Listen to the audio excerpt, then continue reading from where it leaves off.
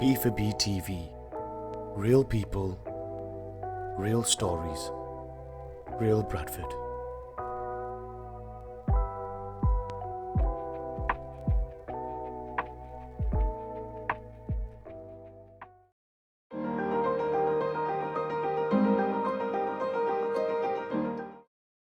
Sohail, did you want to go on to the next segment? Yeah, it brings us nicely on to City of Culture. So I'm sure everybody knows, all our listeners know, we've recently, in the last month, been given the title of City of Culture 2025 in Bradford. And, you know, as we've touched upon some of your film choices, I think there's an understanding now that culture, creativity, it goes hand in hand with well-being, with health, with personal identity, with mental health, with cultural development. All these things years ago were seen as separate entities. If you were into films and you were filmmakers, you were kind of the artists and archetypes, and those that were kind of real people kind of thing got on with the day jobs kind of. And I know Atif can relate to this as well, as an aspiring filmmaker, actor. He's trained, and he came from a background of the restaurant trade, and quite a well-known brand in Bradford that his family run. And he experienced both sides of it, what the struggles are as a potential filmmaker, as an actor, and also seeing that sort of more realistic side of it. Now, Bradford is a hugely diverse place, you know, over 100 languages spoken, many different communities, and ever expanding. So what's your thoughts on Bradford as the city of film and what it can do for our listeners, our viewers out there of different communities? Is it relevant to those people out there in the grassroots, in the communities? Is it something that they can be or should be involved in? And what's your message for those people out there to connect cultures, connect identities, and what can people do to get involved? Okay, so you're so right in your description there, you know, that we are such a diverse city and community across the Bradford district. I think it's close to 150 languages actually across the Bradford district. That's 143 square miles. You know, we're also one of the youngest populations. We keep getting told that, and 23% of our population is under the age of 16. So what that means really is that we should and we could be providing the storytellers of the future, you know, because where many sectors are struggling at the moment because of the pandemic, you look at what's happening in terms of shopping habits with retail and online and high streets, you look at what's happening in lots of different sectors. Actually, the creative industries and the screen sectors in particular are still on a massive growth spurt and will continue to be so. And at the same time, the screen industry is our film and television, because actually there is a convergence now with video on demand and streamers. And the purists of film will not like it, but actually we need to accept that many people do consume film on television and on tablets because of the way that they can access it. You know, the film sector is still very middle class and actually very white and male dominated. So we have an opportunity, and I think through Bradford 2025, over the next 5 years, we have a real opportunity to try and infiltrate some of this beyond 2025, to infiltrate and almost challenge the sector to say we've got this young, diverse community, and we're a city of film, and the industry is crying out for more diversity, and not just cultural diversity. So we know we've got some good arguments when it comes to cultural diversity and hearing these voices, and actually socioeconomic as well, because it is very middle class. And it's boring to a point if everything you're going to watch on BBC One or ITV or on Netflix is made from that one point of view of someone in a privileged position who's got money to make it, you know. It's starting to change. There has been lots of changes in the last few years, but not quick enough. So actually, we've got an opportunity through our communities to celebrate our stories and celebrate our cultures and say more about the world from our point of view, in front of the camera and behind the camera. And so I would really say to young people that are interested in a career in this industry, there's a prediction. There was some research out just last week that high-end television, so the dramas that you get on BBC and ITV and Netflix and Amazon, there's a shortfall of jobs there of about 21,000 people between now and 2025. I mean, that's ridiculous. It's enormous. And so there is an opportunity for us to try and fill some of those roles. And actually by doing so, change the narrative a little bit. The opportunity of Channel 4 coming to Leeds, Bradford played a key role in that decision, actually. And now's the time to kind of seize the moment, I think, and to push back a little bit with the BBC and with Channel 4 and say, okay, you want to make more content in the regions. Why don't you give some of our regional players, our regional storytellers a chance? And we're not quite there yet. There's still a lot of work to do, but I feel that we're a lot closer to being able to realize some of this than we were probably 5 years ago. And things are moving quite quickly. Excellent. I mean, we discussed this during COVID about the Smart Film Festival, Smartphone Film Festival that launched a couple of years ago. And what it highlighted was that gone are the days where you need high-end equipment and you need thousands of pounds of gear and equipment and skill sets. You can literally pick up the latest smartphone and actually make a reasonable film. And I think that's what the whole Smart Film Festival was about. It was kind of promoting the homegrown people, communities, just coming together, a group of friends and putting a film together. And we were involved in that. And it was brilliant to see that. Obviously, during COVID, it's kind of slowed down.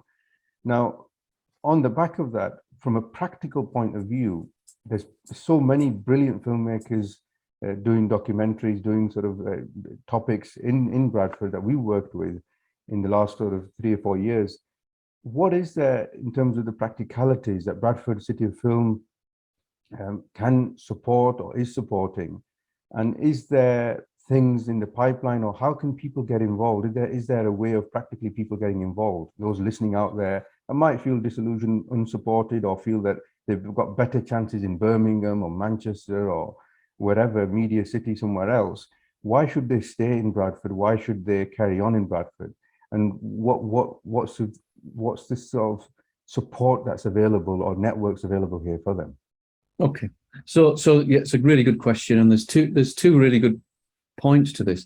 So Channel 4, along with Bradford Council, have recently invested in the unit, which is based in Little Germany, and it is very much a meeting place for people that are making films, that are writing, that are editing, that are able to do graphics. So not necessarily like a university course or but it's a place where people can go and experiment. I'm doing a talk there actually tomorrow on the work of the Bradford Film Office. So that's one thing, that the unit, and they've got social media, Twitter account and Facebook page, Instagram. They are holding regular workshops and talks about how to get into the industry and actually trying to match. If you know a really great writer, people that are passionate about writing, let's try and match them with someone who has got the skills to be able to film something and somebody who can create the sound. A really practical thing, straight off, and we have always offered this, is if you create content, we can show it. We'd like to show it on the big screen in City Park. Okay, so I manage all the content that goes on that big screen. We already have a place for local filmmakers. We have a place for local musicians, poets, artists. And I think that's what's so rich about some of the content on that big screen, is that a majority of the content is made by local creative people. And yes, there's rules because it's in a public place. So it does have to comfort. It has to be family friendly content, but actually there's a discipline there as well, isn't there, about making something about Bradford, maybe making something about your favorite recipe, maybe making something about your local football team. Often I think sometimes the misconception with young people and student filmmakers is we want to make a horror film or something really, scary that's either got drugs or alcohol. That's all well and good. That's for another place. So for any filmmakers who are listening to this and watching this, I'd encourage you to pick up your phone or whatever equipment you might have and have a go at doing something. Of course, we've got to say there's got to be a quality threshold, because We want people to really make something that is worthy of being on that screen. But also, I get asked all the time for submissions into film festivals from other UNESCO cities. There's 23 film cities around the world. And every year, Busan in South Korea have what they call the Intercity Film Festival, where they invite us to submit films. And we've submitted some great films over the years.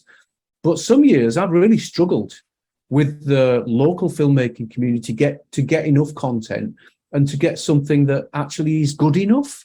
And I think, like you say, the technology is there now. There's no excuse for not being able to hear what someone's saying in sound. And if you can't hear what someone's saying, you've got to consider, do we use voiceover? Do we use subtitles? Do we try and work with someone in graphics to make it ping a little bit and make it sizzle? So I think straight off there's a few ways that people can get involved. Yeah, absolutely. And it kind of reminds me from a personal perspective, whenever we think of filmmaking, it's always the obvious glamorous elements, the actors, the director, the writer, the producer, those that are on the red carpet. But as an industry, I mean, I regularly go down to Little Germany and you see hundreds of people there in the cabins, and it's an entire industry, from the writers, the co-writers, to the editors, to the graphic design. It's just an endless list of economy that's created by one film or one show.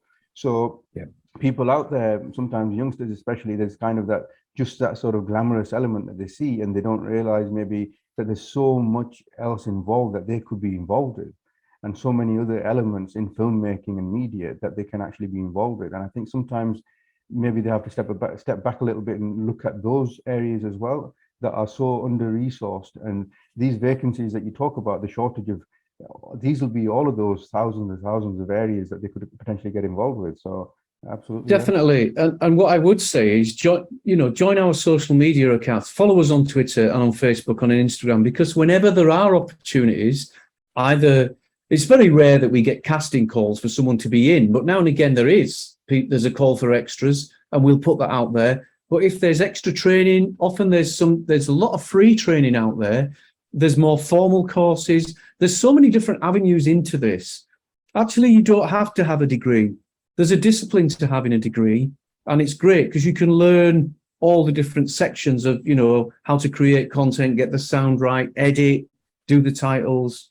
You know what? Actually, one of the key things productions tell me is I need someone that can driving license, because I've got to take this van full of costumes from Manchester to Little Germany. And often the runner jobs, it's about being able to drive. You know what? There's a whole massive new area within the filmmaking industry around sustainable filmmaking. So there's people being employed to make sure that plastic bottles aren't used on film sets, to try and make sure that the sets are recycled. So if you've got a passion for sustainability and the environment, there's a whole new generation of people that will be on film sets in the future. I think also specific around catering, Bradford really could have been a city of gastronomy, not just because of the amazing curries that we can get, but it is, that is a draw for sure. The number of places you can go as a vegetarian and a vegan, actually, the number of places I can go to eat out is phenomenal just in Bradford city centre. So there are so many different roles. We try through our social media to make sure that people are aware of some of this stuff. And there will be more courses and more information out there, because we've got to try and help the industry fulfill some of these roles. I think be curious is another one. If you're slightly interested, dig a bit deeper and be curious and ask questions. It's unrealistic to think you're just going to either leave school or college or university and be a director. I'm going to be a film director that's going to be successful. You're probably more likely to win the lottery twice, but that's not to say you cannot contribute towards this and, create something really special and be really proud of something that we can celebrate. And eventually you could end up working in the industry. There's never been a better time, in my view. Absolutely. Great. I'll hand back to Atif here for a bit more probing into your top films. If you've got any more, David, if not, we can always do a little quiz that I prepared. Just a brief 10 questions about personal choices? I think just one that I'd like to mention was the King's Speech, 2010. Oscar winner. Oscar winner. Yeah. So when that, I wasn't working for City of Film when that was announced, but they put a casting call out for extras. And the King's Speech, for people that might not know it, was all about a famous speech made by King George VI. George VI in 1925, and it took place at Wembley Stadium, and Odsal Stadium, where the Bradford Bulls play, was going to be the set for Wembley. So I went there at 5 o'clock in the morning. I got the part as an extra.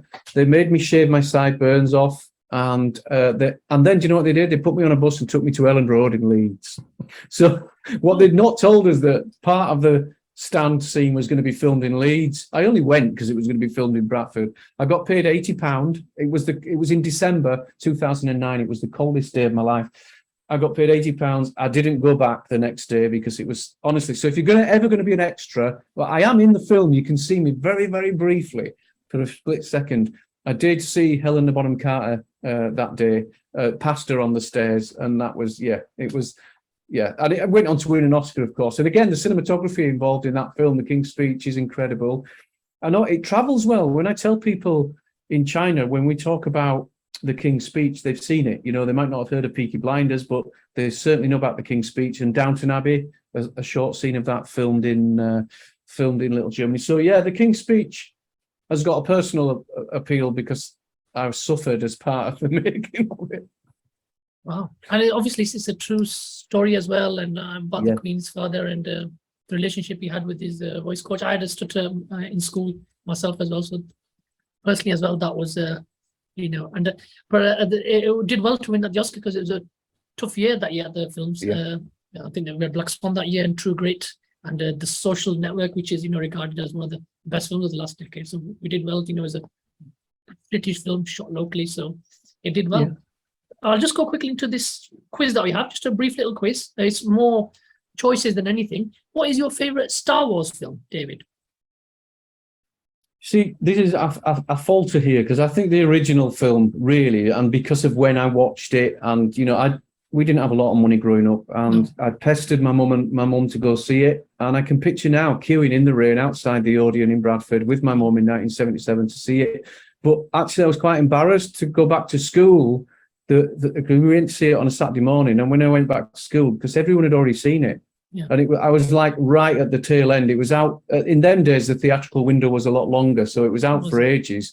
But everyone had seen it, and we hadn't seen it because for whatever reason we couldn't afford to go. Whatever it was, and I pestered and pestered. So I'd have to say the original, really. I mean, I know that the special effects and everything else has got better over the years, but it's not something that I have really absorbed myself in. Okay. Favorite Indiana Jones film? Temple of Doom, original, first one. I think that's Sohail's favorite as well.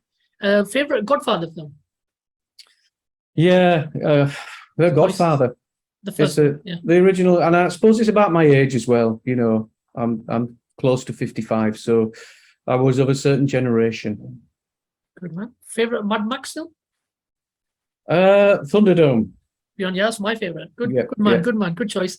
Lastly, favorite Alien film? Yeah. Well, again, I think the original is the best. Yeah. Every time, Ridley Scott again. Yeah, Ridley British Scott, filmmaker. And I think what happened with the whole Alien franchise was I found it a bit repetitive, to be honest. I didn't think the storyline had moved on enough to be engaging enough with the audience. I thought you were going to ask me my favorite Home Alone. I'll ask that a lot if you want, yeah. Favorite Home Alone film? Home Alone 2. Lost in New York City. Great minds, David. Great minds think alike. Lastly, just a few choices. Tarantino or Fincher? Tarantino. Spielberg or Scorsese? Scorsese.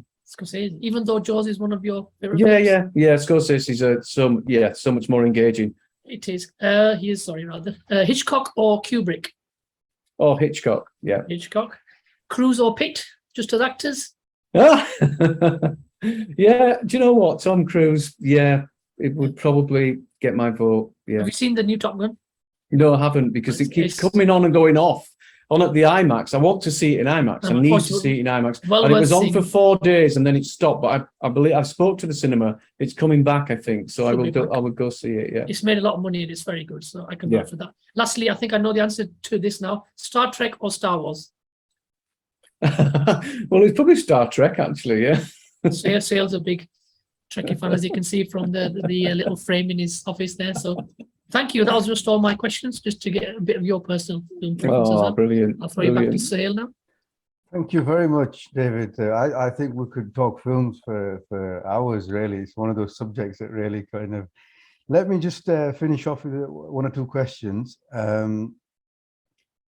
We at Bradford for Better, we're all about making Bradford better. And, you know, everybody's idea of what could make Bradford better is very different. You as a Bradfordian, if there was one thing that you could change about Bradford and make it better, what would it be? Okay, so I've been banging this drum for a few years now, and obviously the pandemic has slowed things down. We don't have any film studios. We don't have any film production spaces in Bradford. So you've seen how we are shoehorned into that little warehouse in Little Germany. You know, there's also, as we speak, there's a pop-up studio at the old tax office at Shipley for a big ITV drama. If we could create space for film and TV production in Bradford, I think we would double the number of filming days overnight. And that would also mean more local opportunities for local crew to get involved in filmmaking. So I'm appealing to the City Council, I'm appealing to the university, I'm appealing to the British Film Commission and the British Film Institute. Yes, it's great that we've got Channel 4 in Leeds and the new studios that are going to open in Leeds. They'll be full. By the time they open, they're full. There is absolute space for us to have more production space in Bradford to help to solidify our reputation as a city of film. Yeah, absolutely. I wasn't aware there wasn't a designated space, and that's very interesting. We are ramshackle in that respect, and we're good at it. We're good at trying to find spaces that are redundant or empty temporarily. But actually, if we could really galvanize some support for this, then that next generation that we talk about, that young, diverse storytelling generation, would have somewhere. Because at the moment, lots of crew that come to work on these dramas and films will come from London or Manchester. And, you know, there are opportunities for local people, lots of them. But if those productions were based here, because the studio space was here, there'd be so many more opportunities for everything else that goes along around it. So that's my one bit that I think should be a change for the better. Yeah. And what, in your opinion, is the best thing about Bradford? I think it's the people, actually. I think certainly, you know, the surprise when I have guests, certainly from London, that spend any time here, they're just surprised at the warmth of the welcome. And I'm kind of not surprised by that, but I'm often surprised that they're surprised, if you know what I mean. Mm-hmm. So you get talking to people, you're stood in a queue in the coffee shop or in the cafe, and people start talking to you. And I think it is that warm welcome that people give, and I think it's inherent in lots of Bradfordians. You know, that's obviously why we are a city that has welcomed lots of communities from around the world, and why they've chosen to stay. And of course, we've got problems. Of course, there are lots of issues around health and lots of issues around inward investment, like lots of major cities. But I think Bradford, once you scratch the surface, it is a warm and a welcoming place, and that's because of its people. Mm. Absolutely. What, in your role as the director of City of Film, what are you the most proud of personally as a Bradfordian, but maybe as a city as well? What's the proudest achievement for you in your role? I think really, I suppose the proudest achievement was sticking with the film office, establishing that film office at a time, actually, in 2012, when parts of the sector were saying Bradford shouldn't have a film office, you know. And there were some of it was political, and some of it was just the way that the industry was going. And I really had to fight for that. And without much knowledge, actually without any knowledge of how to run a film office. And again, it comes down to personalities, of making the time to get to know the production, the location people, offering them a hot desk in the office, with a coffee. Again, it comes to that friendly, you know, people are people at the end of the day. And if when they pick up the phone, they get a friendly reception. It took me years to get all of the council departments to get on board with this, but mainly because they didn't understand it. And now Bradford's got such a film-friendly reputation from the highways department, countryside and rights away, parking services. You ask anyone that's involved in a production in the UK what their perception of Bradford and its response is, and they would say it's a great place to make film and TV. And I think I suppose I have played a significant part in making that happen. That's probably my proudest part. Excellent, yeah. Is there a film festival planned? I mean, I know there used to be a Bradford Film Festival years ago, which fell apart. I don't know why. And there's always a question that we ask. I know I mentioned the Smart Film Festival earlier, but that's obviously just smartphones. Is there plans for a designated film festival? And should there be one? Is it important? And is there going to be one, you think? Okay, so the exhibition side, the film festival side is something that we support, but we've never done. We've never run it. So my focus from a very early stage was on production and how do we support skills, education and production. The museum, the Moody Museum used to manage and run the International Film Festival, which ran for 21 years. When they had a rebrand, they decided that they no longer wanted to run that film festival. They also had an animation festival, which ran for 21 years. It did knock the wind out of our sails, I've got to say, and I've said this publicly before, that not as a UNESCO City of Film, not to have an international film festival is a massive, massive omission on my part. Whether we've got the capacity and the funds to be able to do that is another thing. What we have created in and amongst that, since that was, I think it finished in 2015. There's still the widescreen weekend, which the museum run, which is the large screen format, which attracts filmmakers and film enthusiasts from around the world. So that's to be celebrated. In August each year, we have the Bradford Family Film Festival, which we do manage and we do organise. This year, you'll be pleased to hear, Sohail, it's in partnership with Living Well, which is public health for Bradford. So they've enabled us through a small amount of funding to be able to buy the licenses and, you know, be able to create the festival. And all the films at that festival are going to be free. We're acutely aware of the cost of living crisis. And what we want to be able to do is ensure that families that might not be able to afford to go on holiday can at least come down to City Park and enjoy some free films and have a bit of fun. All our community cinemas are involved in that as well. We're about to launch the full programme for it early next week, so watch out for that one. But yeah, I do think, you know what we've talked about with young people, with our diverse talent, with all of the stuff that's been made. Gosh, you could make a film festival just about the films that have been made in Bradford, and you could fill a whole week with that. You know, and we could talk, Atif and I could sit and look at some of these films and analyse them, you know.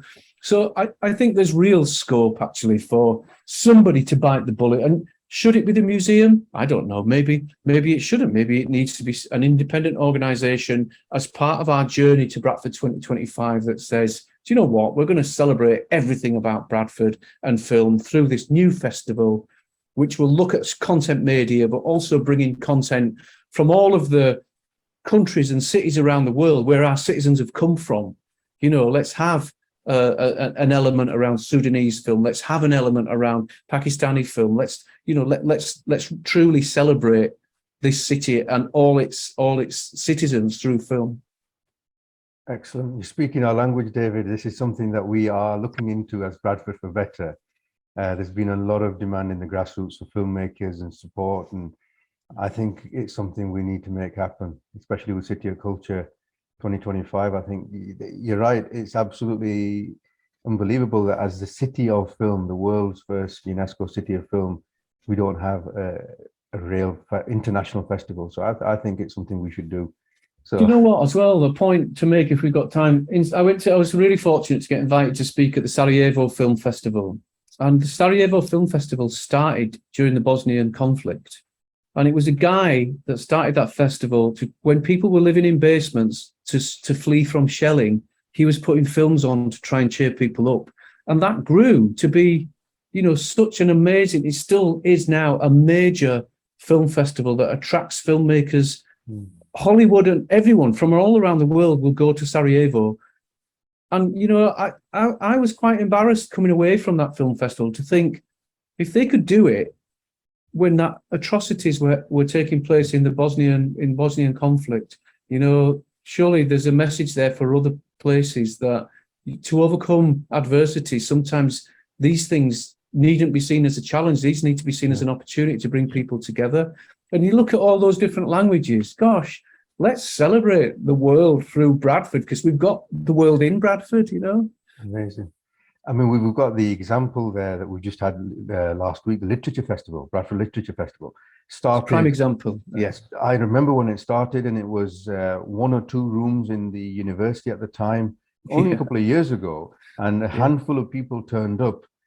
And look at it now, it's an internationally recognized literature festival, and the impact it's had, the sort of homegrown writers, creatives, poets, it's brought out so much pride in Bradford. And as a publishing company, 2 young ladies who met at the Literature Festival a couple of years ago, and they put together a publishing company. And all of this is on the back of an idea. And if literature can do it, why not film? And we already is 10, 12 years in now, City of Film. So definitely this is something, watch this definitely space.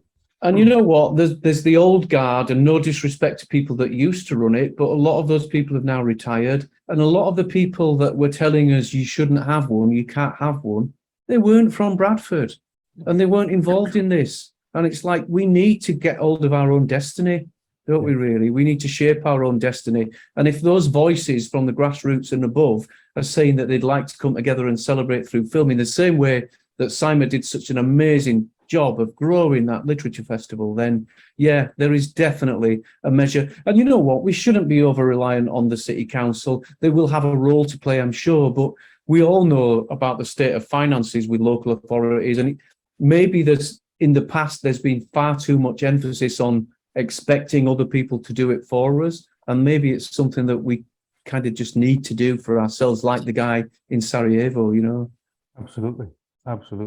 So you heard it here first. We will be having a Bradford Film Festival very soon. So on a final note, David, what's there coming up on the in the horizon? What can people look forward to? What's the plans? Are we having a huge blockbuster movie being shot here? Is there something big happening in the next 5 years? Yeah, do you know what? It's never been busier. The film office side of our work has never been as busy as it has since we came, actually, since the first lockdown. So the film and TV sector was one of the first sectors to come out of lockdown and give guidelines about how we could film safely during COVID. And there's so many things at the moment being shot in Bradford. Malpractice, which is an ITV drama all about the medical industry actually malpracticed. And they've built a hospital set. I should try and get you to see it in the old Shipley tax office. I walked through there the other week, and I'd just been in the BRI with my dad the week before. And I could have thought I was in the same place. It's phenomenal. They've just been filming in Shipley Town Hall. There's another Netflix series that is filming in Little Germany at the moment, and that will, when that gets released, it's quite a long series. I can't say much about it because I've had to sign a non-disclosure agreement.